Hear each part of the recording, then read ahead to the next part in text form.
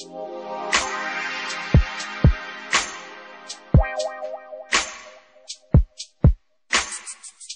rockin' to a Headshots production. It's something about the girl that just makes my head wanna twirl. Oh, you got me want to tell all them other girls there's nothing else better on this world. The moment I seen her, I was in shock. So shocked to the things that I've just been shot. Shot her right down in the spot. But too bad this doesn't happen a lot. Oh, man, you got me bitching lots of me on top of your what do you want? Was sweating a lot. A time of coffee, so we would have to stop. That's just not into that stuff a lot. Oh man, she's just super hot. I got some that's right on top of my hands. So many she goes, so I have to stop. Ask some questions that I hadn't stopped. She said she wants to take it slow. I'm not that type of guy. I'll let you know. When I see that red light, all I know is go. So baby girl, and do these on the floor. She said she wants to take it slow. I'm not that type of guy. I'll let you know. When I see that red light, all I know is go. So baby girl, and do these on the floor. Let's get up on the floor. Show me your moves that makes you such a pro. Oh, bro, I'll be the one that I want to know. Oh, yeah, girl, I'ma let you know. You're the one that I'm really into, boo. Doesn't mean that one place I can be, but I'd rather be with you. Me and you can dance something that's new. That we only know that's between us two. Oh, girl, you drove me out my mind. Since you did that, I'm digging deep in your spine. Did you ever get to hint that I'm claiming your mind? Yeah, that's what's going on this time. I will put my life on the line. My line just to be the one to call you mine. Now I'm picking up the phone just to call your line. Because, baby girl, you're on my mind. She wants to take it slow. I'm not that type of guy. I'll let you know. When I see that red light, all I know is go. So baby girl, and do these on the floor.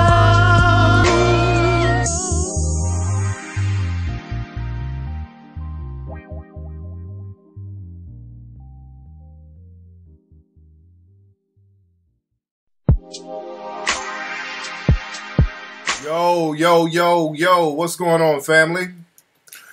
Welcome to another episode of the Tariq Elite Radio Show, right here live on Ustream, family. Glad to have everybody tuning in. Just taking care of some stuff on my desktop here. How's everybody doing? Let me check in the chat room in 1 second. Let me see what's going on with the family. Y'all bear with me for 1 second, making sure I'm not having any technical glitches or technical difficulties. Glad to have everybody tuning in this beautiful Sunday evening. Hold on 1 second, family. Just making sure I got some stuff on my computer, and I'm getting in the chat room now. Don't forget, man, go to back to the number 2 Black Entertainment. No, is it backtoblackempire.com. That's the name of it. Backtoblackempire.com. I'm going to be doing a lecture in London, and you guys can get your tickets, all my UK people. I'll be in London March 15th doing a lecture. The name of the facility is called Friends House. Let me read the flyer. The name of the facility is called Friends House in London. Go to back, the number 2, blackempire.com, ladies and gentlemen. Thank you very much. Y'all get the Melanoid Nation shirt at melanoidnation.org. Get your Melanoid Nation shirt at melanoidnation.org, ladies and gentlemen. And we bring the hot stories at melanoidnation.org on the regular. What's going on, family? We've got a lot of folks in the room so far. We're getting piled up in the room. It's going to be a quick show tonight. Not going to be on here too long. A lot of stuff I want to catch up on television. And plus, I'm leaving town tomorrow, so I got a lot of stuff to take care of. A lot of stuff I want to discuss tonight. Let me get the phone lines going on. Shout out to my man Jason Black, the Black Authority.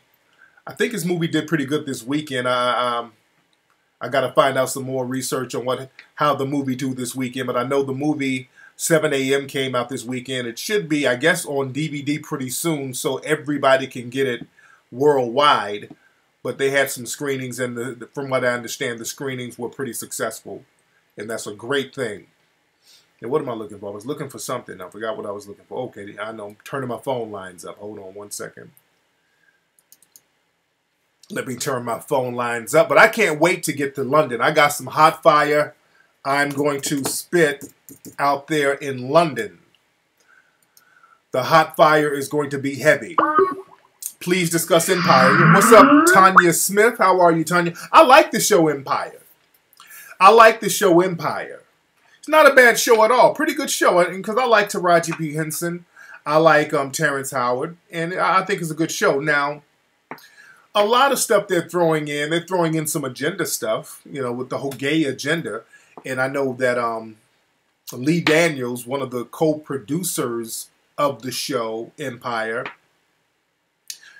he put out a statement. I think the statement went out today or yesterday, or yesterday, talking about homophobia in the black community, because in the show, they were pressing that homophobia in the black community narrative. And y'all got to be very careful about these narratives that they're putting on us that's coming from the dominant society. You got to be careful about these narratives that are being pushed on us. I got some crispy episodes coming soon. Don't trip. What's up, River? You going to be in London? Man, London's going to be off the chain. Black girls in Paris. Hey, holla at me, Paris. If y'all in Paris, y'all want me to come through, hey, money talks. You dig? The money talks. It's promoters who are bringing me out to these places. When I go to different countries, usually it's promoters who bring me to these different countries to do lectures, because I don't really know the venues and the facilities out there. So they know the terrain more than I. So hey, get with your promoters. If you want me to come to your country, I'll be glad to. Like when I came to Amsterdam, all 3 of my lectures were sold out. And I didn't know that many black people were in Amsterdam. Man, so London's going to be the same. London's going to be off the chain. London's going to be fly. And I'm going to spit some real hot fire in London. No, I can go to Paris. I've not been to Paris before, or just visiting. I don't know when I'm coming to Ohio. I don't know, but I know I'm going to be in Chicago March, when they gave me the date. Let me look at my calendar. I'm going to let y'all know exactly when I'm going to be in Chicago. We're getting all the particulars together. And I'm going to spit some hot fire in Chicago as well. So I got a busy schedule in March. I think I'm going to be in Chicago on March 28th. I think that's the date, March 28th, Saturday, March 28th. And I keep everybody posted on that. But I will be in London. My lecture in London is going to be on Sunday, March 15th. And I'll be in London a few days before that, because I might do some radio, some press stuff out there. So I want to set all that stuff up. The extremists in Paris are turning up. But the extremists here are turning up. The black people are getting shot left and right out here by law enforcement. So how dangerous is Paris from this where we're in now? I do need to get back out to D.C. I absolutely do need to get back out there in D.C. But yeah, Black History Month is coming up, so we're going to do a lot of promotion for Hidden Colors. especially a lot of your local radio stations around the country. We're going to be pushing the Hidden Colors DVDs on a lot of mainstream radio. So you guys look out for that. Yeah, man, a lot of black people are getting arrested for Facebook posts and all that. And that kills me about that whole freedom of speech thing. Because a lot of people are talking about that Charlie Hebdo magazine. And look, I don't advocate anybody getting shot up or whatever. I don't advocate that at all. But people keep throwing out that freedom of speech, freedom of speech, freedom of speech. And, you know, the freedom of speech is really for the dominant society, because when black people start saying shit, we get arrested. Black folks say certain things on Facebook, then they get arrested. See, it's all about how they word things. See, the white supremacists will word things a certain way. If the white supremacists say something in the press or the media that's derogatory towards black people or people of color or Muslims or people because of their religion, they say, oh, that's freedom of speech. Our Constitution allows us to do that. Now, if a black person says something like, man, these cops, man, somebody should get at these cops, they'll say that's a terrorist threat. You dig? So this is the problem with racism, white supremacy we have worldwide. There's a different set of rules based on race. And that is the problem. If you're going to have a different set of rules based on race, you have to be called out for that. And people who are melanoid should be in a position to empower themselves to protect themselves from that. Greg Anthony, that's the was that the dude out there got caught on the track?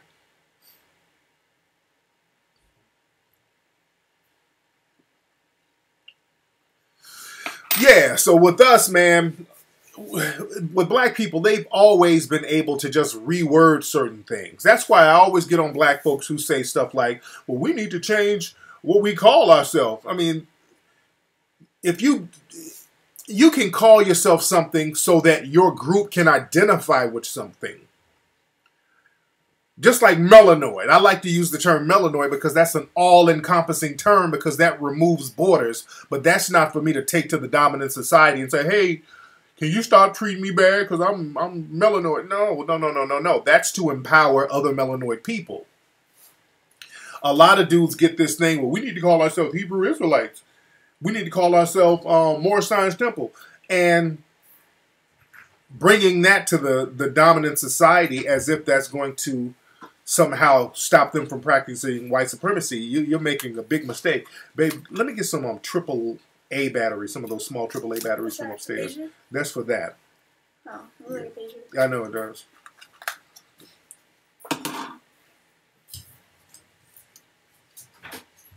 Stop what? Stop reading the post and listen. What are you talking about, bro? James Earl. Oh, so somebody else is saying. I like the Whitney movie. The Whitney Houston movie. It came out. We saw it last night, and I really enjoyed it. I liked the movie. I saw parts. I haven't seen all of 7 a.m. I saw parts of it. But I like the Whitney Houston movie. Angela Bassett did a great job. The casting was much better. The casting wasn't ridiculous like that damn Aaliyah movie. And the Aaliyah movie was criticized, rightfully so. But this movie, you know, they took their time and you know, they did it right. Thanks, babe. Wait, no, AAA, baby. AAA. What is AA? Yeah, those AA.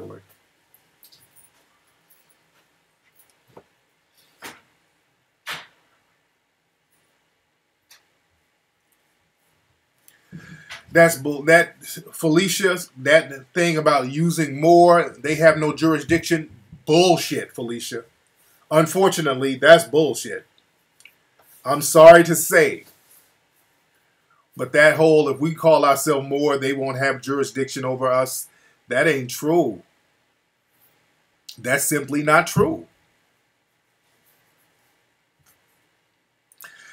Somebody spill Whitney's tea, but let's be real. And we all knew that Whitney was on the pipe. We knew that. We loved her. We still do. We loved her. But we knew Whitney was on the narcotic. Whitney said she was on the narcotic. So, you know, it didn't spill anything. You dig? But it was a good movie. I liked the movie. The lady, what's her name? Yaya DaCosta, whatever her name is. She's a beautiful sister.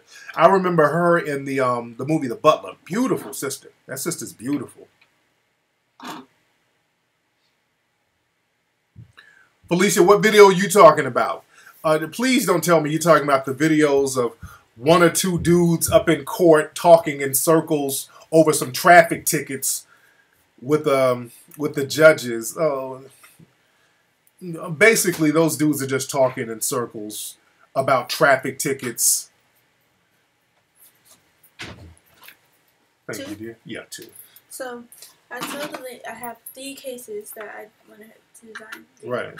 So, she said for the 5 or for the 6, I said all of them would be for the 5 and the 6. Yeah. So, she said 3,000 pieces right now. I didn't say anything. 3,000? That's too many.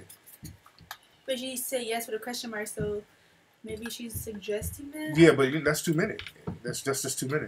So, they say too many? That's too many, yeah. Okay, dude, who's that? Barbecue? Whatever your name is, man. If you ask that question again, I'm going to ban you, bro. You're not going to do that. Let's not even go there, brother. That just spamming questions. Let's not do that, brother. You asked some Big L or Papoose, dude. Don't. No, we're not doing the stupid shit. As a matter, I'm just gonna ban you now, brother. I'm not even giving you a chance. Nigga, just copying and pasting the same shit over and over again. We're not having the dumb shit tonight. Said Judge Judy smashed on Moore a few years ago. What happened?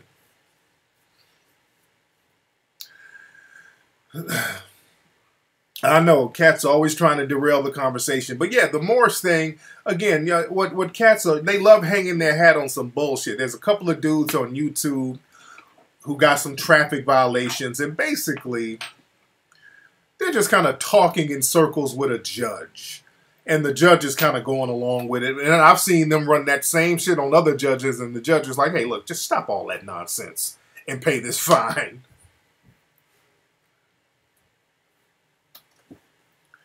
Yeah, because once you get in court, dude, you're in their court system. Dude, you got a court system that, dude, this is the same court system that let George Zimmerman go. All right, let's just be real. This is the same court system that wouldn't even indict Darren Wilson. Come on, this court system is built on racial bias.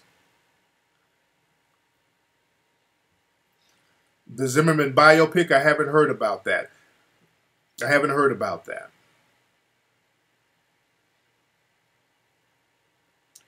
Yeah, dude, all that more is going to be exempt. Dudes, and I've said this a million times, dudes learn that shit in prison. They get up with some cats who try to tell them that if they claim more, they'll be exempt from certain things. So what happens? Dudes try to use that to get away with doing crimes. That shit is they've already sullied that.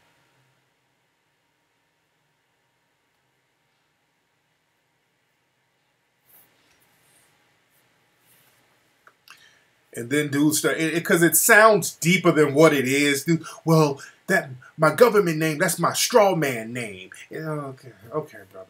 Okay. And that's another thing, man. When dudes start trying to talk and make shit sound extra deeper than what it is instead of breaking it down in simplistic terms, that's bullshit right there.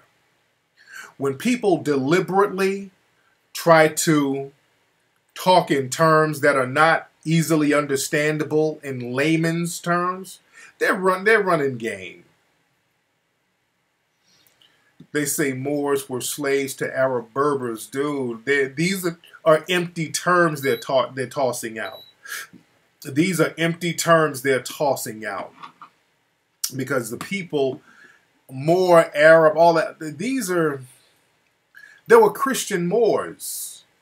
Moor just meant black. But again, certain people, man, just want to sit up and waste time by talking in circles without really getting up and acting on something. You dig? That's the way to talk in circles without acting on something, without getting up and actually building something. You think, well, I'm going to just change my name and there it is. And that's not, no, you got to really put in work and we got to build. We got to do a change, man. We got to do an overhaul of our whole thinking and our perspective. There were black Arabs too, but that's the thing. There's Moorish, there were bishops and many Christians who were Moor. So that whole Moor means Arab. No, it doesn't.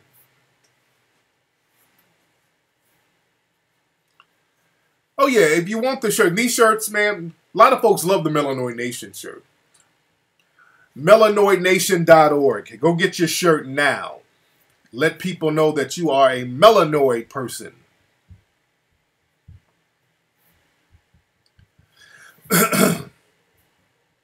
Yeah, my thing is this. If you can't show where this shit is working, because I know several people who be rocking them fezzes and locked up.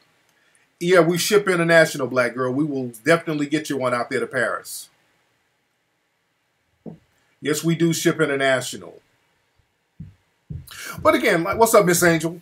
But that Bobby and Whitney movie, that's what I call it, because it was equally about Bobby Brown and Whitney Houston. I liked it. It was a good movie. It was a good movie.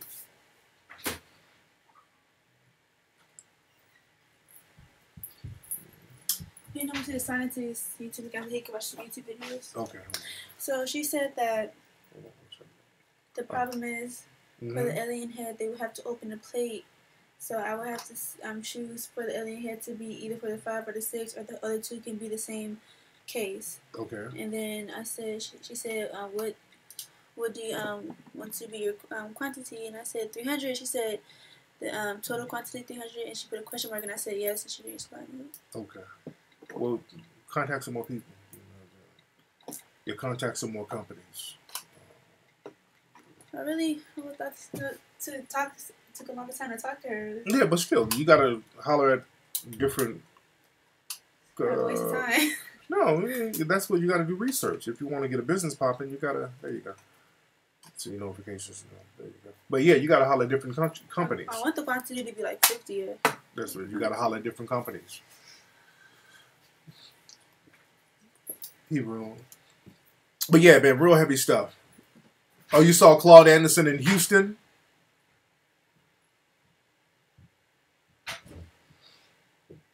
No, I was talking to my daughter. My daughter wants to start a business. She's 15. See, I get my kids started early. So she wants to start a business. And I'm just giving her some ideas. And she's doing some research. She's thinking about starting a company where she sells iPhone cases, teenage stuff. So, I told her, whatever you're into, let's try to monetize that. If you like iPhone cases, design iPhone cases and sell those. So she's looking at different manufacturers and she's just doing research. I'm letting her do the research, so she don't depend on me to do the research for her. So you got to start your kids early. You dig? You start your children early on how to.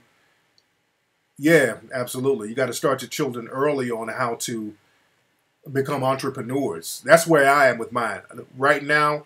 With the black youth, not only my own children, but other black youths, I'm pressing the narrative of economic empowerment, entrepreneurship. That's what our children need to be listening to now, because what they're doing now, they're on that civil rights kick. And for Black History Month, this is why, again, get your Melanoid Nation shirts. But again, I want people to really promote Hidden Colors 3 and all the Hidden Colors films. I really want people to get out there and promote it, not just for the company, but just to get the message out there so that we don't keep falling for those same civil rights traps that the dominant society is setting up.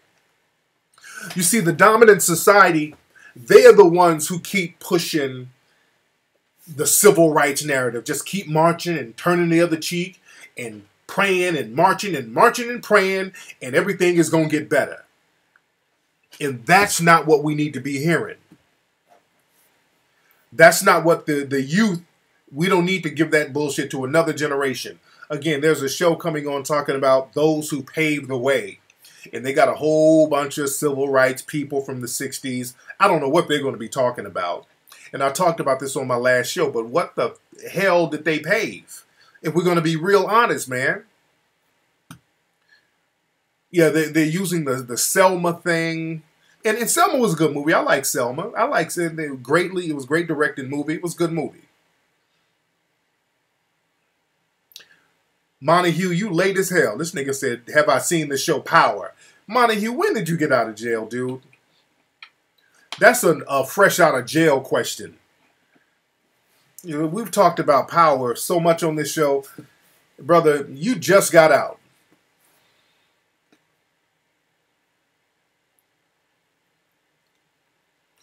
That's what's up, Need More Science. Man, y'all notice, man, you notice they don't never do a movie about no Marcus Garvey. They do movies about everybody except Marcus Garvey or people like Marcus Garvey. And Marcus Garvey, he was a grassroots brother. Marcus Garvey had millions of followers without the help of the mainstream media of the time. They're not going to promote that because Marcus Garvey promoted black independence, black power, black economic self-reliance. They're not going to promote that. They act like Marcus Garvey never existed. As a matter of fact, you know, they in televisions and documentaries from the mainstream, they never even mentioned Marcus Garvey. You understand? So you, Tanya, you asked your granny to define civil rights, she kicked you out the house. Hilarious. I was disappointed to see they were bootlegging it at the show the other night. He was like, okay. Yeah, that's going to happen, man. You know, that it is what it is. You know, we just, you know, we try to thwart it as much as possible. But that's why we have the Kickstarter campaigns. That's the main reason why we got to keep having, whenever I do the Hidden Colors film, you know, we gotta have the Kickstarter campaign to kind of balance everything off, because the thing is, there's just a sector of the community that's going to bootleg the film. And unfortunately, that's about 50% of the profits. But again, this is why we have to have campaigns to get the movies made. So we got to work with what we work with, because again, we have to understand in our community, we got a lot of people who will sabotage. And also, you got to understand this. You got some people in the dominant society who's also behind some of this bootlegging too. You know, I had a conversation with not Claude Anderson, but with Neely Fuller. I had a private conversation with Neely Fuller a couple of days ago. Shout out to brother Neely Fuller. Shout out to Neely Fuller. I would love to interview Neely Fuller on the show, but the thing is, Neely Fuller is under contract with Talktainment Radio, so he can't do internet radio show interviews based on the contract that he has with them. He can do terrestrial radio shows, but Neely Fuller, he can't, under, I guess, some kind of agreement he has with them, he can't do internet radio shows besides Talktainment. And I wish I could have recorded. Me and him we had like over an hour long conversation. And when I say this brother was spitting some damn hot fire, we were chopping it up and he was just man, I wish y'all could hear the conversation me and Neely had, bro. We were getting it in, bro. And he was saying, like, with some of his books, there were people bootlegging his books. You know, he was talking about great elder, man. And he was saying how, you know, he's trying to sell his books and he was selling it through different, you know, distributors or whatever. And then found out that some people were selling fraudulent bootleg copies of his books. So he kind of had to pull back, and now he's only selling them on his website. And he was saying that he suspects some white supremacists might be behind some of that too, based on some of the evidence that he has seen with his books being bootlegged. Yeah, they'll do that. They'll do that. They'll bootleg your books. They'll bootleg your books. Y'all, if you can't see me, refresh your screen. If you cannot see me, refresh your screen. Oh man, yeah. When they start bootlegging books, the white supremacists are behind that shit. The white supremacists are behind that. My screen looks dark. You know, my screen looks dark because I got on a white shirt. Put some light on myself. Okay, now this light is in my damn face.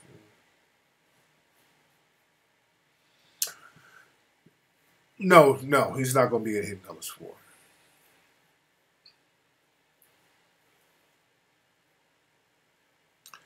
But yeah, people will bootleg your books.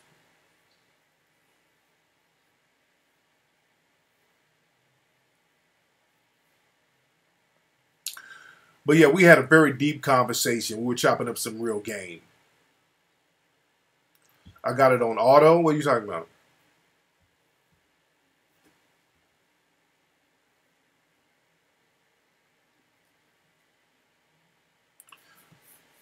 No Crispy Show tonight. You got to go to the Crispy Show on YouTube to look at the old episodes. And Neely Fuller doesn't do interviews on video. That's why you don't ever see any video of him. So Neely Fuller, he doesn't really do video interviews. He doesn't do on-camera interviews. That's why you don't see no camera footage of Neely Fuller. Say, can a black man date a white woman and still be conscious? I think you can. I think you can. It's possible. I even think a black woman can date a white guy and be conscious to a certain degree. If he's conscious, if the white guy's conscious and down to stop white supremacy. But it's rare. You know, it's really rare. But yeah, it's possible. But the thing is, a lot of times when you are laying up, if you have a significant other who's another race or whatever, subconsciously you want to protect that person. And you don't want to challenge that person's or the white supremacists within that person's community. You don't want to challenge that.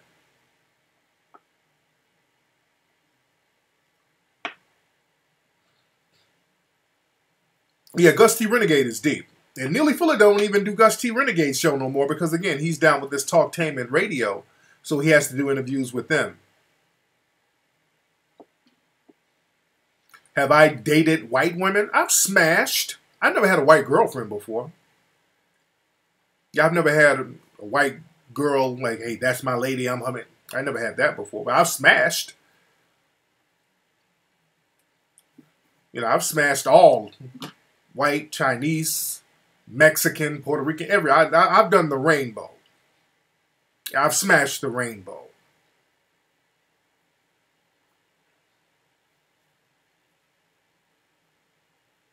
Yeah, I like Tim Wise. Tim Wise is the truth. You have a white woman choosing and she sent you Hidden Colors. Yeah, she's down for you. She's down for the crown. Yeah, that is kind of restrictive. You know, my man can't do, you know, I guess, I don't know. I guess they want him to, you know, stay exclusive to them. I don't know.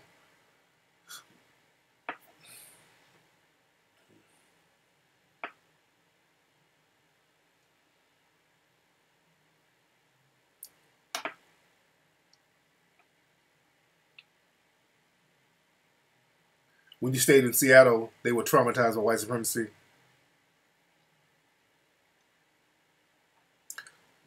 Yeah, I know about Frederick Douglass.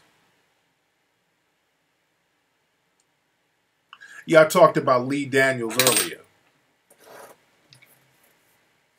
Yeah, Bobby, I don't care about dudes. That's another thing, man. Dudes, y'all don't have to. When people start hitting me up telling me about certain coons' business, I really don't give a shit. And normally I block you because I assume you're trolling. Because at this point, if you really seriously give a shit about known coons and you're sitting up here reporting stuff about known coons that nobody really takes seriously, either you're real stupid or you're trolling. And normally I just block you. Because normally, 9 times out of 10, you're trolling. Because usually it's people from some fake bullshit Twitter account who's telling me about some insignificant coon that I don't give a damn about. So either you're him trying to promote himself or get some kind of beef going, or you're just ridiculously lame for following a known coon. So I'm just letting y'all know, if y'all start hitting me up, giving me random information about a known coon who's insignificant, whose career has already been destroyed and reduced to ashes, giving me unsolicited information about an insignificant coon, I'm just going to assume you're trolling, because I really don't give a shit.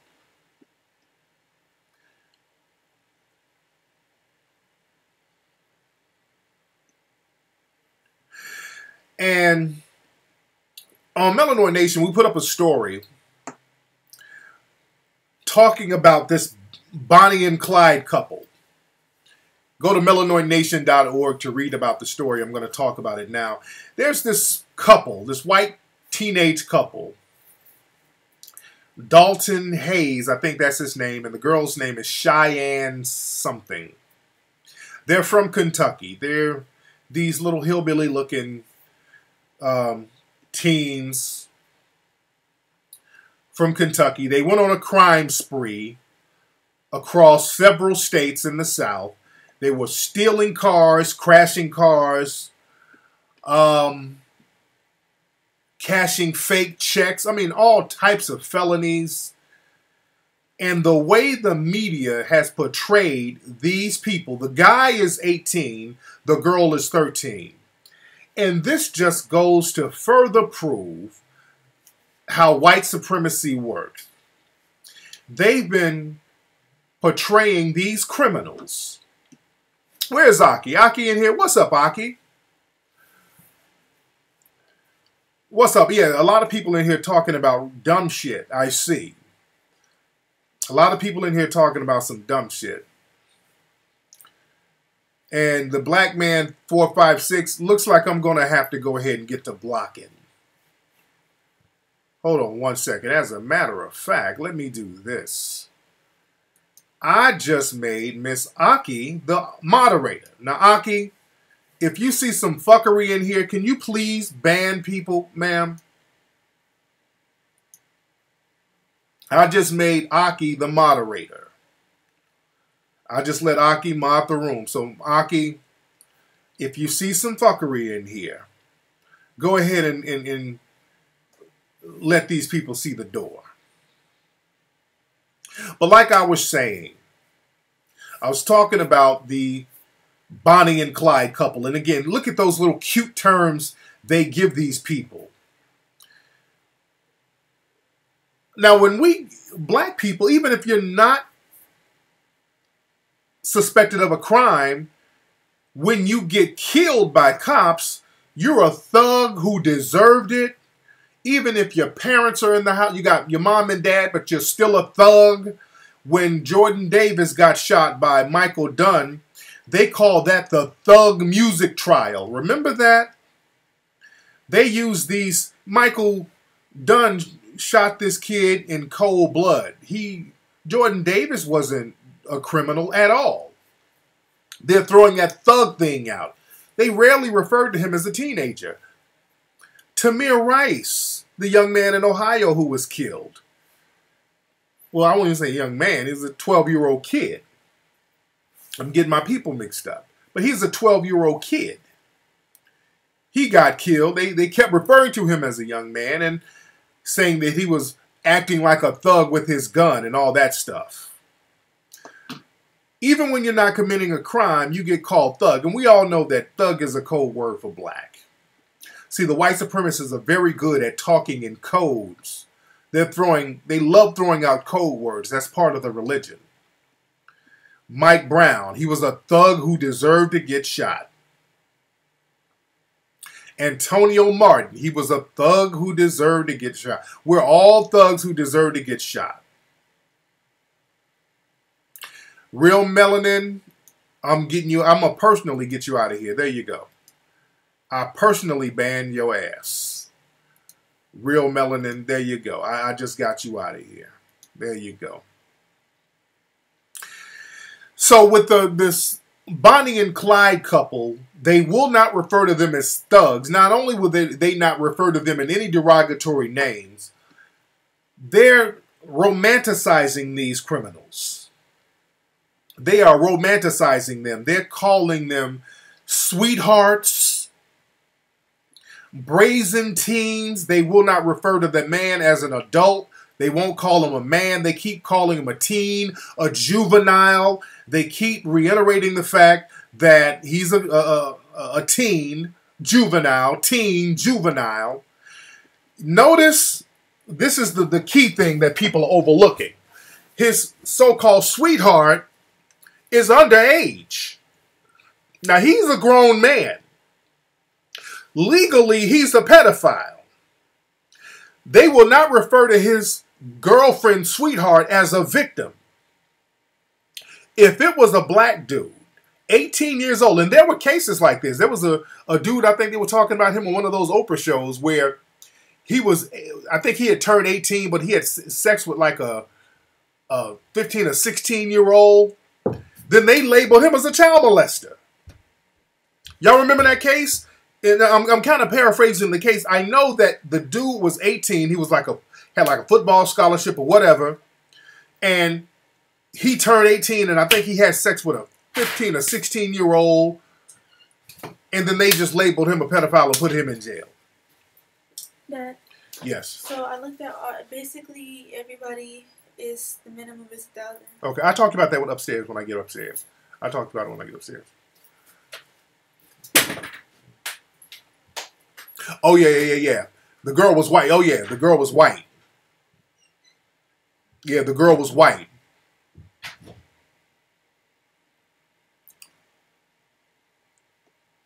Man, they threw that brother under the damn jail. Oh, he got oral sex from a 16-year-old? It was something like that, right? I knew it was something like that because the dude had just turned 18. So he was all types of pedophile. And the girl wasn't even that, I knew the girl wasn't even that young, as younger than him. That's what I mean. She wasn't that much younger than him. Why do so many white supremacists follow me on Twitter? Well, that's what they do. They follow certain people to what they do. They follow me to learn talking points. I'll get on that in a minute. But black kid had sex. He's 18 years old, had sex with a girl who was like 16. Didn't commit a crime, but he was all types of pedophiles. He went to jail, lost his scholarship, the whole thing. He was an honor student. They threw him under the jail. This dude, 18 years old, going across several states with a 13-year-old. Now, they can't make the argument, well, in this state, it's legal. No, one of them damn states, at least a few of them states that he went in, it's illegal to have sexual relations with a damn 13-year-old if you're a grown-ass man. You dig? And they will not refer to this dude as a pedophile. They will not refer to the girl as a victim. If it was a 13-year-old girl and the dude was black and 18, it would have been his 13-year-old victim. Man, they would have all types of federal kidnapping charges, dude. They would have kidnapping. First of all, if it was black, because people are already talking about the hypocrisy there. First of all, if this was a black dude, 18 years old, he wouldn't have made it out the first state, first of all. It wouldn't have been a multi-state crime spree. First, let's just keep that shit in perspective. He wouldn't have been able to get out of the state of Kentucky. They would have set up all types of roadblocks, Amber Alerts, helicopters, all the feds. They would have done the Chris Dorner job on his ass.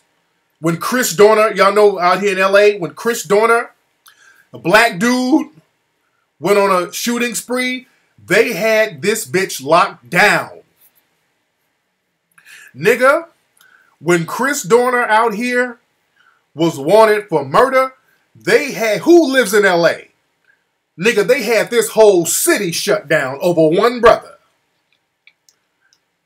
Nigga, they had helicopters all over this city looking for one dude. This whole city was hot, looking for one dude.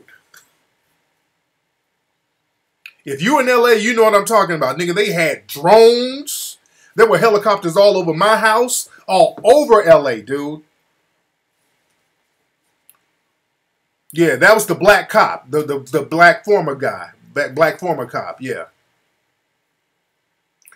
Dude, anybody who, they were shooting people who didn't even look like Chris Dorner. They were shooting people whose names was Chris. Dude, the cops were shooting random people over Chris Dorner. They were shooting white folks who had a tan. Dude, the block was hot out here over that one dude. They weren't about to let him get out the state. It wasn't going to be no multi-state crime spree. They didn't let him get out. Fuck the state. They didn't let him get out the city. They had all types of resources in shutting that dude down. But they let the cute little sweethearts, Bonnie and Clyde couple, go from state to state in stolen cars. One of the cars they stole had guns, so they were armed. So you had an armed kidnapper, pedophile, going through state to state, going from state to state, committing felonies. And they sitting up here talking about their sweethearts. And then y'all wonder, the dominant society wonders why people out here protesting and marching, talking about white supremacy.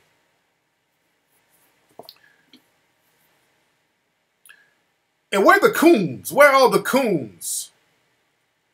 Oh, shit, forget about it. Assata Shakur, Assata Shakur, they got a black woman who did allegedly, they said did a crime 30-something years ago. They're still trying to get at her.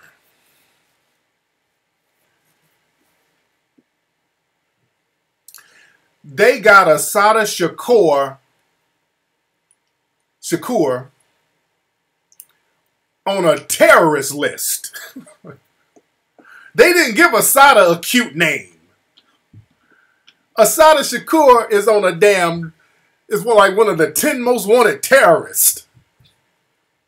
But Bonnie and Clyde, the two lovers,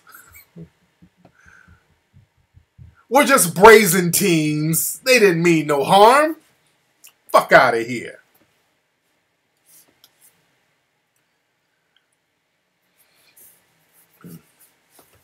Oh yeah, Cuba said, yeah, we ain't touching her.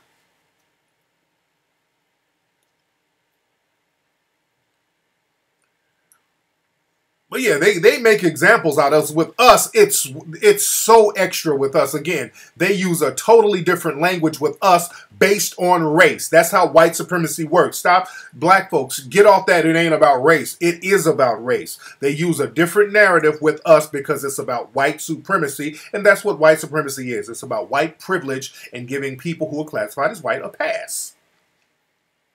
It's two justice systems that we have that's based on race. That's why we need melanoid empowerment. With us, we don't get the cute names. We do not get called sweethearts. I ain't never seen a black criminal suspect called a damn sweetheart. The two lovers, the kidnapping pedophile, but he's a lover. That's not his victim. She's 13 and he's 18 and he's taking a minor having sexual relations across several state lines, but that's his sweetheart. The fuck out of here. But it ain't about race. But they want to complain when we say Black Lives Matter.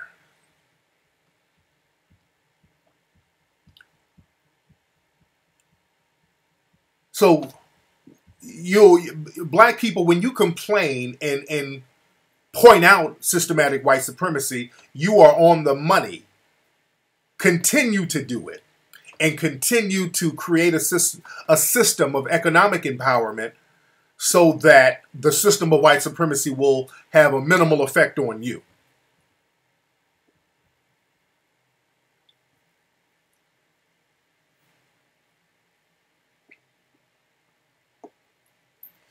Even during the Depression, y'all got to remember, man, because people talk about black folks and crime. When there's crime in certain black areas, the white supremacists will say, well, it's culture. They will totally negate the fact that all black crime, for the most part, is based on economic deprivation.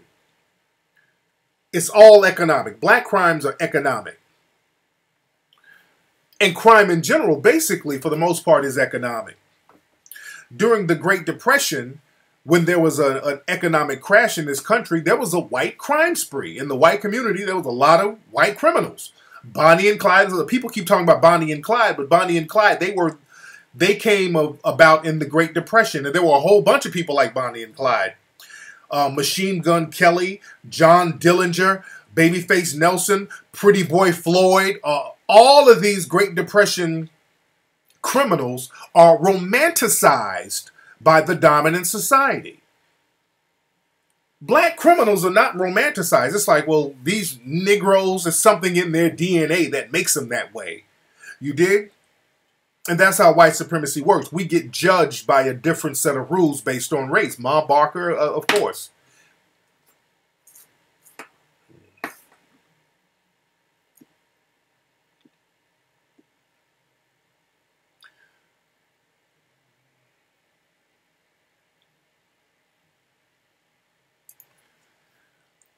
But again, man, we got to look at this hypocrisy, and black people stop being in the dark or pretending to be in the dark about how systematic white supremacy works.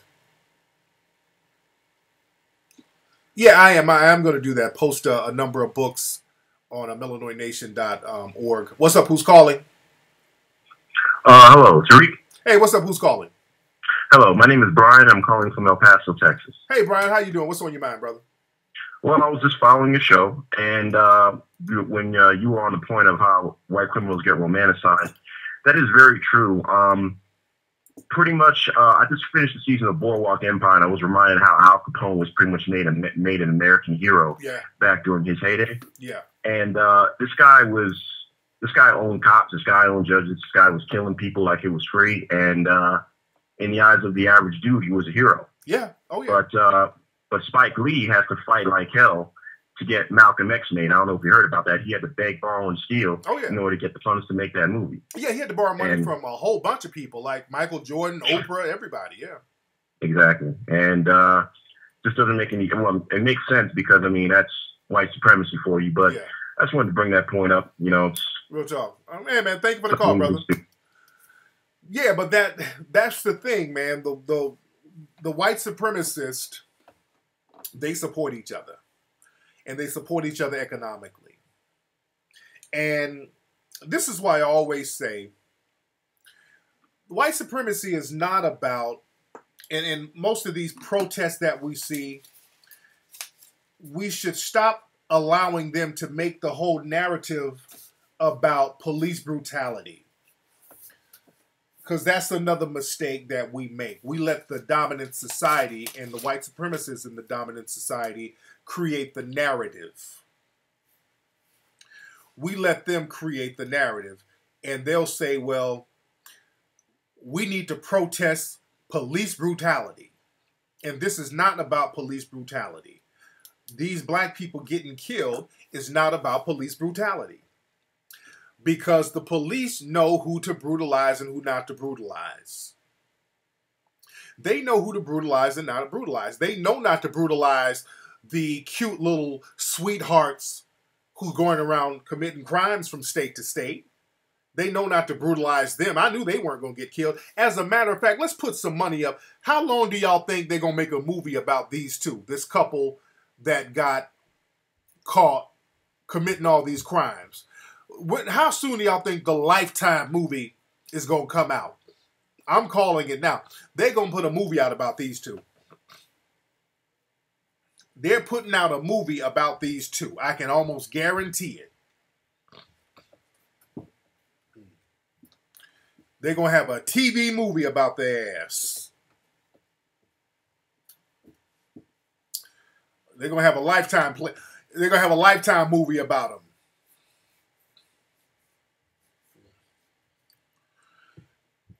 But the good news is, if it's on Lifetime, Lifetime will miscast the movie, so they'll get Morris Chestnut to play the dude, and then they'll get Taraji P. Henson to play the girl, or they'll get the little black girl from Annie to play the girl. They'll miscast the movie.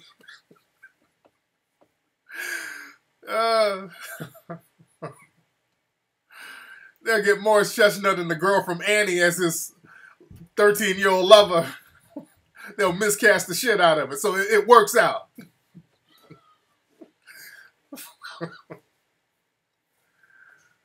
I gotta see what's up with that American Sniper movie.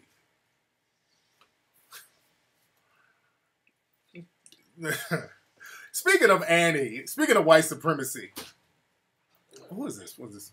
Peanut, you going to get food, babe? Because I'm hungry as hell. What'd y'all order? Pizza, the Italian food place. Oh, y'all ordered chicken pizza for me? Well, no. No. Because you do the show a long time. What the hell am I supposed to eat?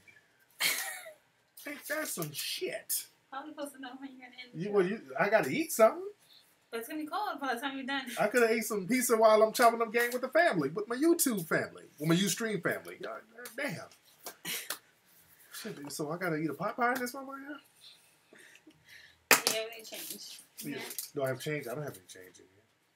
You tell me. Does the pizza guy have, is he here? No, you want me to get you a pizza? Yeah. Did you call him already? Yeah. Okay, yeah, give me a thin, crispy, you know what I like. Yeah. Yeah, sorry about that, guys. My bad. Yeah, I'm hungry as hell. What's up, Ola? Shout out to Ola. You know what's funny in the Whitney? Something funny happened in the Whitney movie last night. I know that some people might have missed it. Because sometimes it's hard to cast children. And they had, in the movie, you know, Whitney gave birth to Bobby Christina.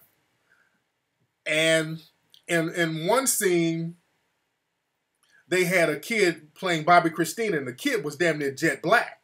I'm like, damn, Bobby Christina wasn't that black. And then in another scene, I guess as Bobby Christina got a couple of years older, they had some light-skinned ass baby playing. I'm like, okay. I'm like, who's light-skinned baby looking like Vanessa Williams? Okay. The casting director didn't catch that?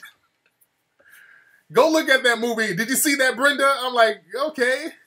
They could at least match the skin tone. Okay, I know it's kind of hard to cast children in movies. Yeah, that baby was light as hell. I'm like, this baby been using cocoa butter? Man. So it's real funny sometimes with black movies. It's hard to cast children sometimes. That's why a lot of times people, you know, when they get movies, they cast twins or whatever. And DC Cook, I'll get your question in a minute. But the worst casting of a kid, I talked about this before. There was a movie on BET called I Do, I Did. I think that's the name of it. Y'all remember that movie? It was one of those low-budget BET movies. And I think the movie was called I Do, I Did. I think that's said he had vitiligo. But the movie, it was a real quirky. The movie was like cheesy, but it was like kind of, it was kind of bad, funny. It was so bad, it was funny. And the girl somebody had a baby in the movie, and it was supposed to be a newborn. And this baby looked so damn old. I'm like, somebody got real lazy with the casting. Yeah, the baby looked old as hell. It's supposed to be a newborn, and the baby's sitting up in the crib with a sipping cup, holding his own head up like...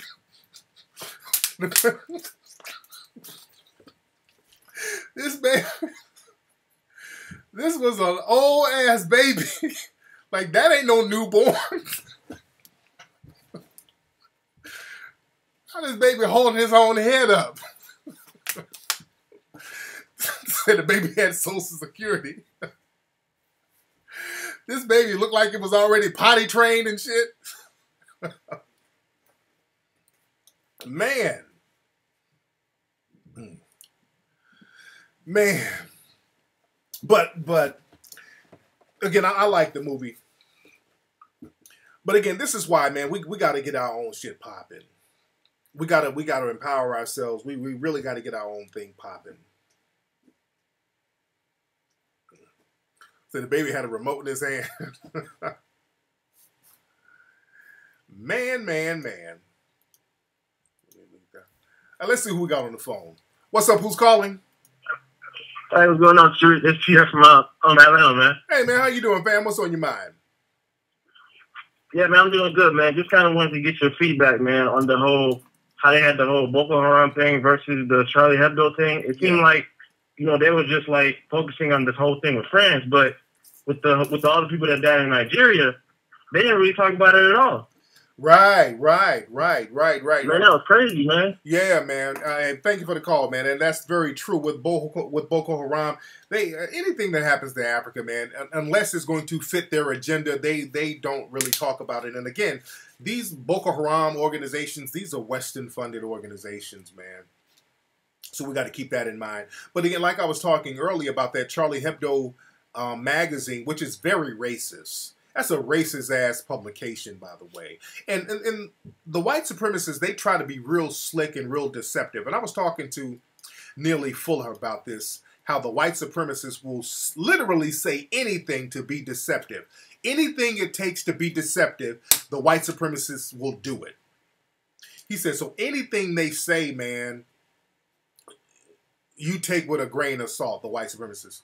Because if you see that they're white supremacists, and if you've confirmed that they're white supremacists or suspected white supremacists, man, everything out of their mouth has to be questioned.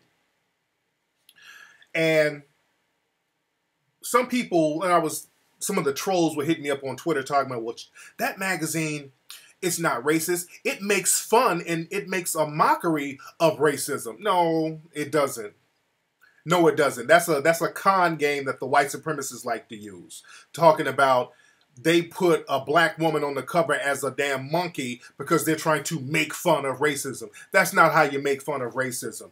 That's just game. You're just being racist. You're just being white supremacist. You're not making fun of the racists by depicting black people as monkeys and welfare mothers and all that old shit. You're just being another white supremacist organization that's running a con game.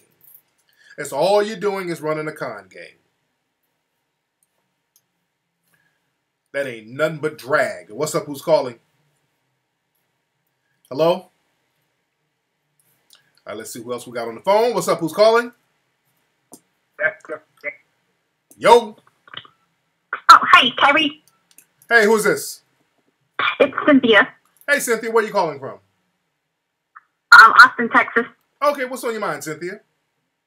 Yeah, about the whole Paris incident, I feel like it's a tragedy what happened, but the fact that, you know, white people globally feel that they can do anything they want, and those, you know, radicals was like, fuck y'all, we finna kill everybody for making fun. I feel like they're willing to die for what they believe in, and you can't put a religious figure as a caricature that millions believe in. Right. So I don't feel bad that those people lost their lives in the sense that they were making fun of another religion, because, you know, Islam and Muslims, they believe in that shit hardcore, and I don't feel that. I feel like this is a lesson for other journalists and magazine publications to take note. Like, you can't do whatever the hell you want as white folks and think that there's no consequences.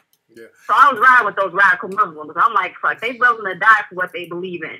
Yeah, and that's why a lot of people, these heads of states, all got together and started locking arms to show basically a solidified front for white supremacy, as far as I'm concerned, because they are not, all these world leaders are not locking arms for all the black people over here who are getting unjustly killed on a regular basis. So my thing, I don't like people trying to run the game both ways. Whenever people in the dominant society, when they get hurt or harmed or killed, we're supposed to walk around with candles and all this stuff. But when we get hurt or killed, especially our children, we get told that somehow we deserve it and we weren't good parents, and we have a culture that allows and deserves that type of behavior. So again, man, karma is a bitch sometimes, and it's real. But thank you. I'm glad they're scared shit over there in Paris. Good. Man, but thank you for the call, sister. Okay, thank you. Man, you dig? But my thing is this.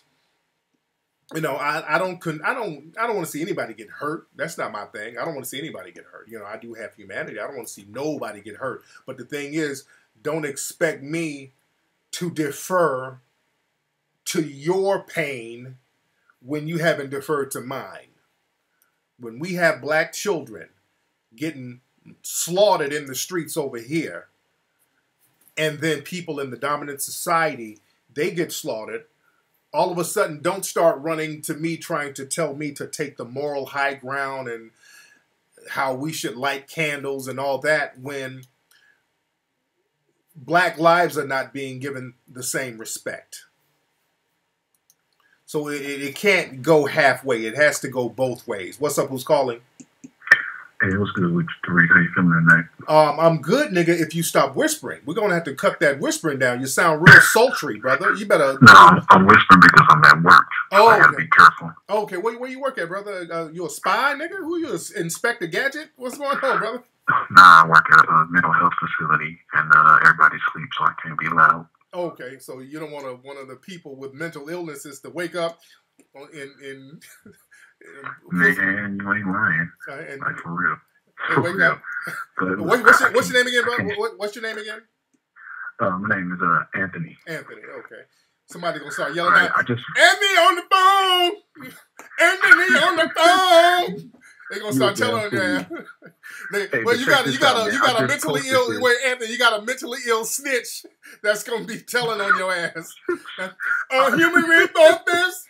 Anthony was off. Anthony wasn't doing his job. Man, you better stop. Let me stop. Hey, look, I can't stay on long, but I just posted this on your Tariq Elite fan page. There's a fertility clinic in Ghana that's promoting black couples to get inseminated and have half-caste babies. I heard about that. Better world for Africa. I heard about that, man. I kind of thought that was a joke. Is that shit real? Man, I don't know, man. I really hope it's not, but this shit is getting real serious, man. I'm on somebody said you lying on the pillow with your legs up. My man is at work. But I'm gonna look into that because I thought that I saw that, Anthony. I saw that story and I'm like, this is just no way that can be real, man. But I'm gonna look into it because hey, you never know, man. With shit that's happening now, you never know what's going on. Yeah, man, they just trying to kill us from the inside out, man. Absolutely. All right, man. Let me let you get back to work, man, before they start snitching. Anthony! Get off the phone! All right, man. You have a good night. I'm doing it on my phone. All right, man. All right, fool. Anthony gonna get fired. Let me stop. I'm sorry. I don't want nobody, some of our handy-capable brothers to call up. You know, that's fucked up with your Tariq. Mental illness is nothing to play with. All right, brother, my bad. I don't want nobody screaming on me. Somebody coming to my lecture mad. I got a question. Remember that teacher you had there about mentally ill people? I'm fucking you up when we get outside. And I get my ass whooped. Them handicapped motherfuckers got strength. They'll beat the brakes off you. Somebody, motherfucker done took some MMA classes. I walk outside my lecture, motherfucker jump off the top of a roof on my ass, give me an elbow. Niggas like, shit. You want the more? Do you want the more of this? Punk jump up to get beat down. All right, let me chill. All right, let me stop. Let's see who else is on the phone. All right, what's up? Who's calling? Hello? Hello? Yeah, what's up? Who is this? Yeah, we are out of Houston. What's your name, brother?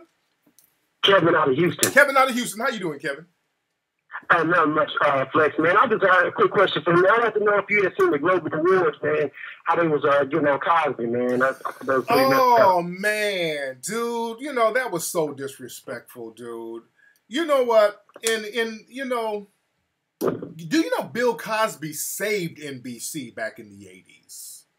Mm-hmm. Bill Cosby literally saved not just NBC, but the sitcom genre with the Cosby Show, because sitcoms were pretty much out of style. In the 80s, you had shows like Dukes of Hazzard, The A-Team, Knight Rider. You had shows like that. So sitcoms, really in the early 80s to mid-80s, they were kind of dead at that point. Yes, so sir. Cosby came back with the Cosby Show and brought the family situation comedy back into the forefront. And he, not only did the Cosby Show bring in great ratings, but that show saved the show Cheers, because Cheers wasn't shit at first. Cosby led that show in. It brought in Cheers, led it in. That Family Matters, what's that show with Family Tie, whatever that show with Michael J. Fox, helped make him a star. So Cosby saved NBC. So for them to come out and on NBC and disrespect the dude like that just shows, man, how white supremacy is a bitch, man. You can't carve out a little niche for yourself and think that the white supremacists are just going to ride with you, man. You can't trust the white supremacists, man. They'll turn on you even after you save them. So we got to start saving ourselves. I thought that was very disrespectful, the way they made those little cornball-ass jokes about him on NBC. Because they don't, you notice, you don't never hear none of these Woody Allen jokes on none of these award shows. I have yet to hear a Woody Allen joke. They don't say shit about Woody Allen's little pedophile ass or Roman Polanski. I don't hear no Roman Polanski jokes either, ever, on none of these award shows. You feel me? So, hey, man, melanoid empowerment, brother. Thanks for the call. Melanoid empowerment. I ain't never heard a Roman Polanski joke from none of these people on these award shows. I ain't heard one. Or that Seventh Heaven guy. Real talk, Aki. I haven't heard them make no jokes about him. And his show is still on the air. Seventh Heaven is back on the air, by the way. All the Cosby reruns are off the air. They took all the Cosby reruns off the air. Seventh Heaven is on the air. And this dude is an admitted pedophile, the guy who was on Seventh Heaven. So, man, it's funny style shit going on, man. What's up? Who's calling? Hey, Flex, what's up? This is Jason out of Brooklyn, man. How you doing? I'm good, Jason. How you doing, fam? What's on your mind? Oh, man. Yeah, a few weeks ago I wanted to call in because I wanted to touch on the whole thing with the police shootings here in Brooklyn. I'm out here in Bed-Stuy, Brooklyn, not too far from where those happened. Yeah. And on CNN, they were talking about how where those cops got shot was a high crime area, which was a load of bullshit. Oh. Because right down the block from there are big high-rise condos, big health food stores that sell all the organic stuff to cater to the white people moving into this neighborhood. It's gentrified like a motherfucker. I could imagine. Yes, exactly. So the projects are right across the street from where it happened, but crime in the projects pretty much stays isolated within the borders and fences of the projects. Oh, yeah. So to call that area high crime area is really just a ploy to really get all the black folks out of that neighborhood. Absolutely. To make people think that something's going on around there that really isn't. That's all. In real so talk. I don't want people to get it twisted. Much respect. Thanks for the call, man. And that's real talk what my man is saying up in New York. See, they keep saying shit like high crime this and high crime that. That's a way to get black folks out of the way, because what's happening in New York and a lot of other places, gentrification is at a full-time swing right now. Brooklyn, Harlem, you got all of these hipsters in these places. And see, black folks, you think some of these hipsters on the surface are real cool. The hipsters, they'll go to the little rap concerts here or there. They'll bump their little hip hop. They go jogging. They walk their dogs. They'll go drink coffee and play the guitar at the park, because these hipsters are young. But white supremacy is a chess game. They think 10 steps ahead. So pretty soon, when these hipsters, they're going to start having kids. Feel me? When these hipsters start having children, they're going to put these children in schools. They ain't putting them in schools with y'all asses. Do you understand that? They already know. The hipsters, they are not sending their children to those black schools with y'all. They're not. So they're getting rid of you now. So by the time they're ready to put their children in school, y'all are going to be gone. Y'all are going to be out of there. That's the name of the game. They're already starting. This is a chess game. They are not about to send their children to these so-called black schools at all. They're playing chess. It's all about the end game, dude. And y'all got people out there marching with you. That's another thing, man. Oh, yeah. Corey Feldman. Oh, yeah, I talked about that.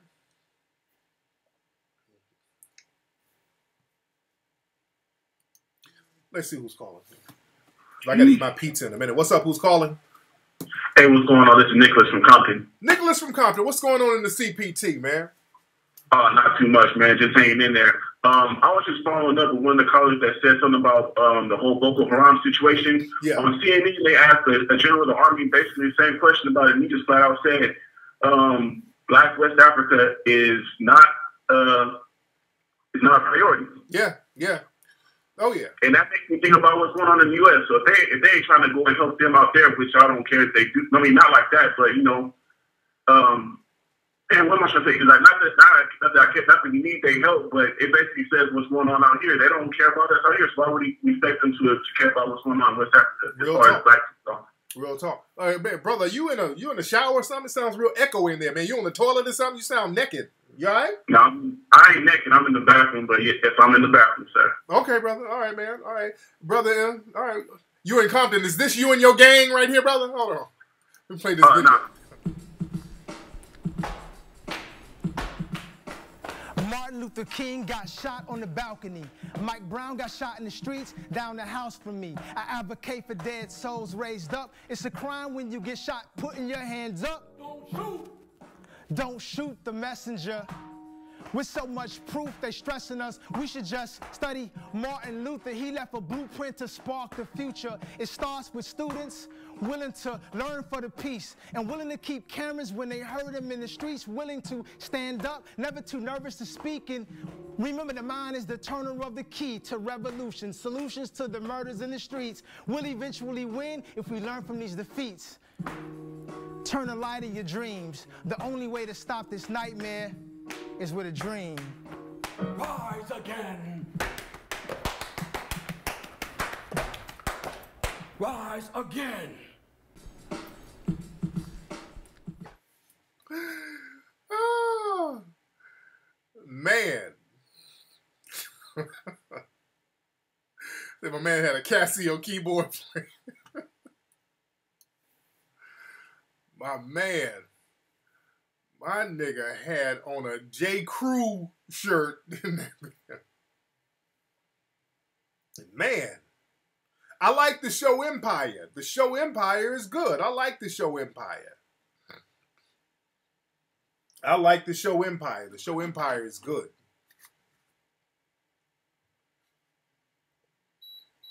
Put my heater up. I got that one from Ola. Shout out to Ola for sending me that one. I died when I saw that shit.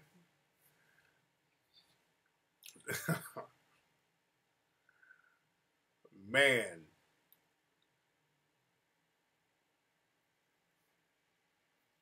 Dude, but yeah, y'all don't get fooled by them hipsters out there. Hey, what's up? Who's calling? Hey, what's up? This is Corey from Detroit. Hey, Corey, how you doing, fam? What's up, man? Chilling. Good. What's on your mind? I wanted to know, what do you think the advantages or disadvantages could be to having a white man as a front for a company, or just a white person in general? Oh, well, you know what? They did that in Tulsa, Oklahoma. They would some of the black people would hire white people as fronts for certain companies, and you know, a lot of times they would hide the fact that they were black in certain instances in order to do business with the dominant society. And there are a lot of black business people who have done that before. They would hide the fact that they're black and kind of set up a corporation. Because you don't necessarily have to have a white person, but you can even set up a corporation and operate with the corporation. It just depends on what type of business you're trying to run. For example, what kind of business you're trying to get going? I was thinking about transportation. Okay. Like what? Uber cab? What kind of transportation? It'd be more like logistics. Okay. So that's dealing, it's dealing with first you start off within a certain area and then you spread out if it becomes successful. Okay, but yeah, you can get a front, but a business like that, you can do it yourself. You can hire white people to work for you, to drive for you if you want to do that, but you don't have to have a white front person for you because you can kind of represent yourself. But you can have I would see no need to have a white person to front you as far as that. No, I'm talking about as far as marketing. As far as marketing it? Oh, okay. Yeah, if you want to market it and, have white people drive for you, just hire people. You don't have to have them fronted for you. Hire you some white drivers. And you running the show behind the scenes. You understand? Okay. Yeah, that's what you do. You don't have to have no business partner. Find you somebody who has a clean driving record, give them a couple of dollars to drive for you. You still be the boss and just have them work for you. You feel me? Right. As a matter of fact, I might have to hook you up with the brother who works at the mental health facility so y'all can drive some of those people around, brother. Wait a minute. Hello? I need you to pick me up at the mental health facility. I need you to pick me up at the mental health facility. All right, man. Thanks for Thank you, man. All right, thanks, bro.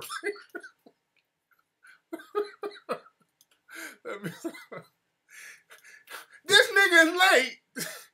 Hello? I called you 45 minutes ago. Y'all late, he going off. This why I don't like fucking with, excuse me. This why I don't like fucking with niggas. Y'all always late. I could have done my wheelchair, got there faster than this. Handicapped people going off on you.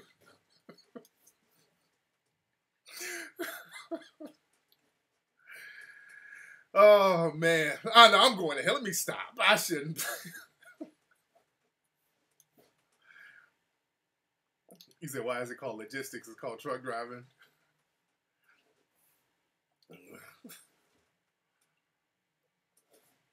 Oh, man. And speaking of, you know what? We were talking last week about those, some of those Ferguson protest groups and all these so-called protest groups getting money from certain places and where they getting their money from, because on a grassroots level, ain't nobody really fucking with a lot of these so-called Ferguson leaders and all that stuff and protest groups. On a grassroots level, people ain't really fucking with them. But all of a sudden, they got money to go overseas and do photo ops and all that, these fake protesters.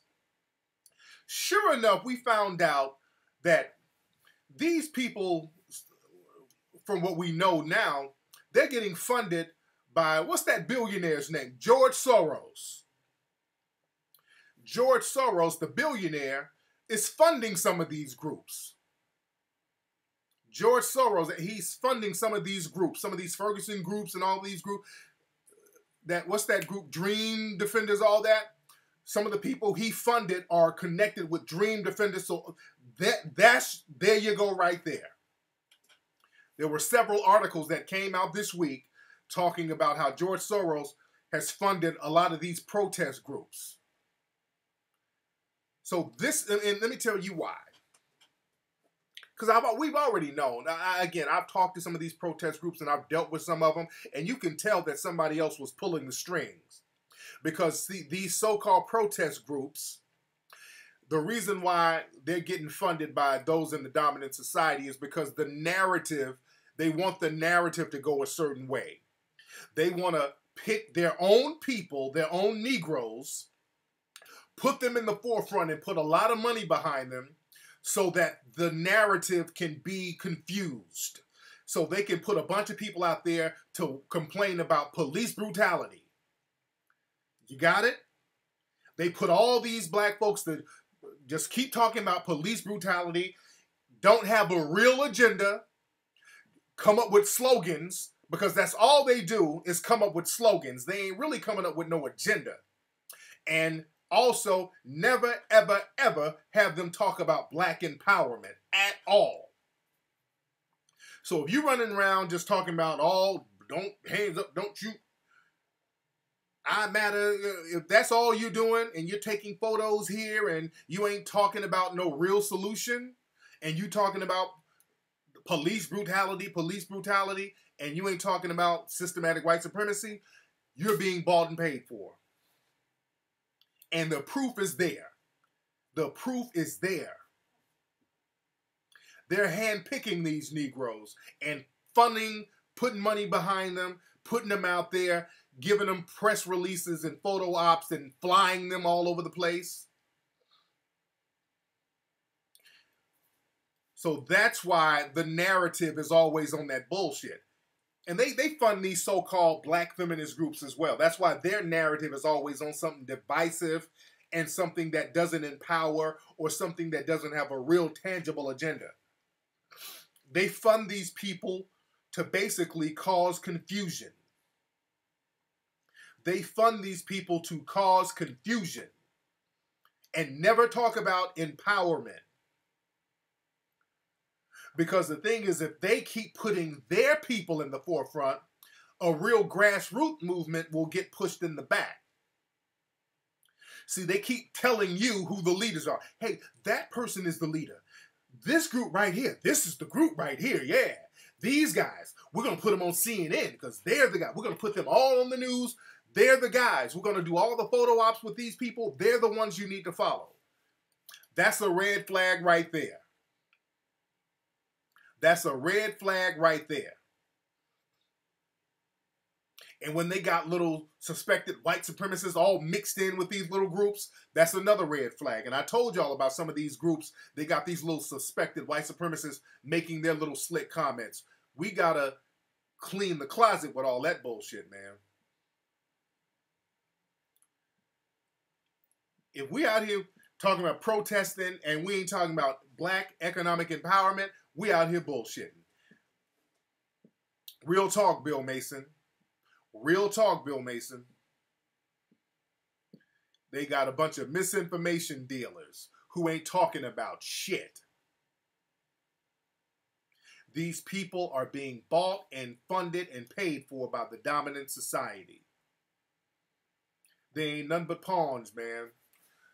So again, let's not fall for the okie doke. We got to stay focused. We got to stay focused, man. Yes, they are all in line with these hipsters. And I was talking to Neely Fuller about that. Neely was, man, I wish I could have brought y'all that interview. Well, it wasn't an interview. I wish I could have recorded the conversation. It wasn't really an interview. It was just a conversation. But, man, the game was hot. He was saying, basically, he was like, yeah. Because we're talking about, like, some of these, a lot of these protests. You got a lot of white people mixed in the protests. And Neely was like, yeah.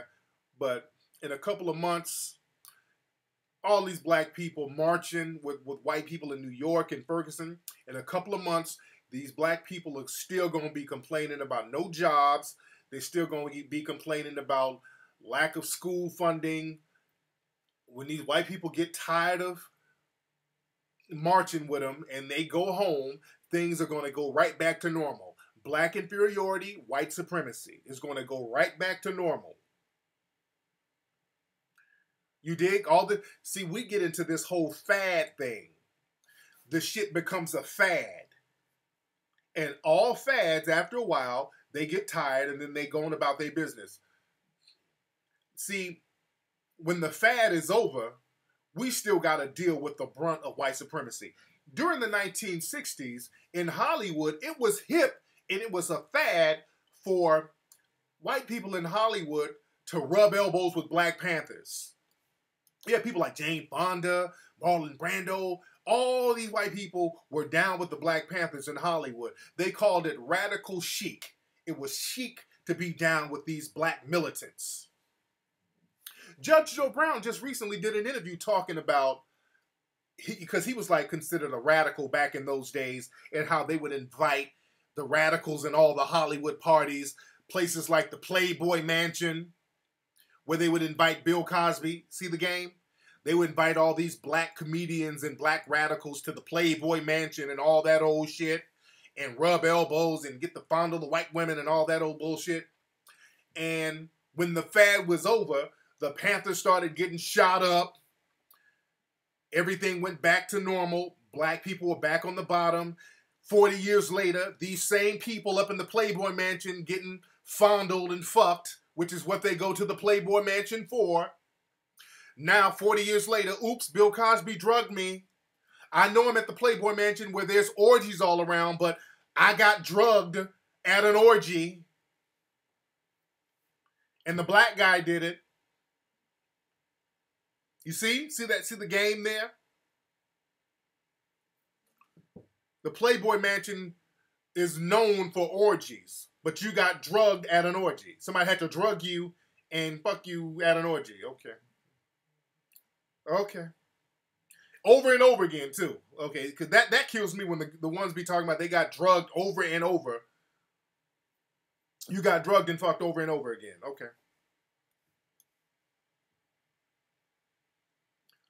Because everybody was at the Playboy Mansion reading Bible studies. They were doing Bible studies at the Playboy Mansion. Come on. The Playboy Mansion is all about honorable, respectable behavior. You went to an orgy and got drugged by Bill. Bill Cosby took advantage of you at an orgy. I was 15 at the Playboy Mansion. So if you're 15 at a Playboy Mansion, how come Hugh Hefner is not being investigated? Oops. Am I making too much? I'm making too much sense, huh? Okay. If you're 15 at the Playboy Mansion, why isn't Hugh Hefner being investigated? Okay. I'm just throwing some shit out there. Maybe I'm overthinking shit, okay?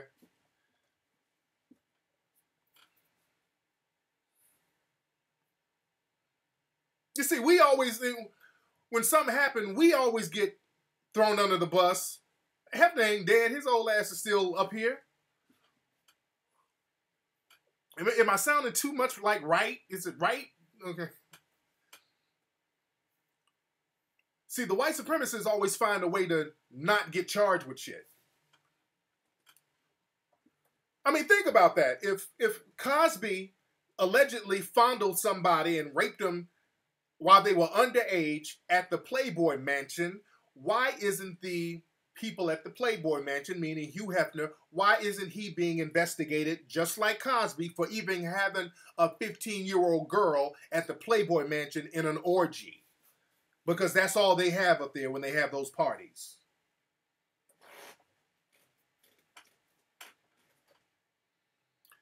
Just like Roman Polanski ass, Hollywood keep giving him a pass for his pedophilia. Those parties where they be raping those kids.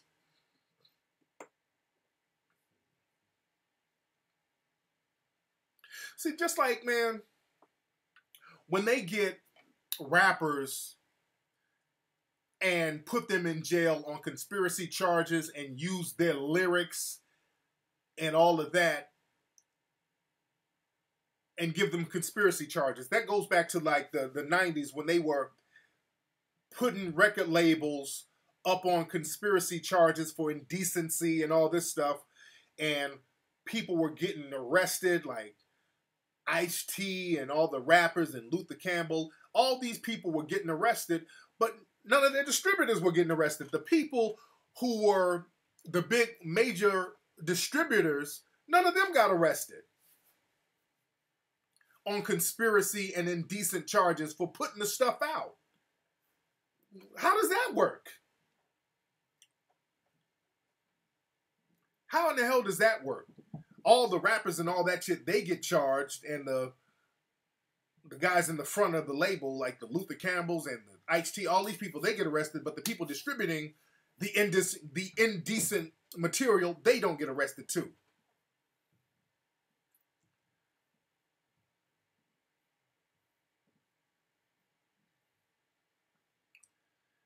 So we got to understand the game that's being played here.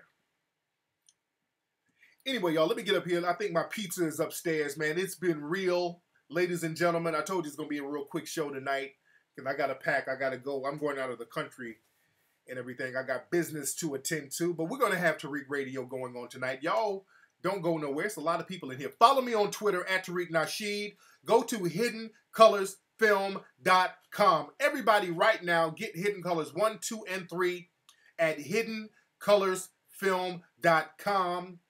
Go to TariqElite.com to get that fresh fly gear. Y'all hold tight for about 10 seconds. We're going to stop the show and then restart with music. I'ma holla.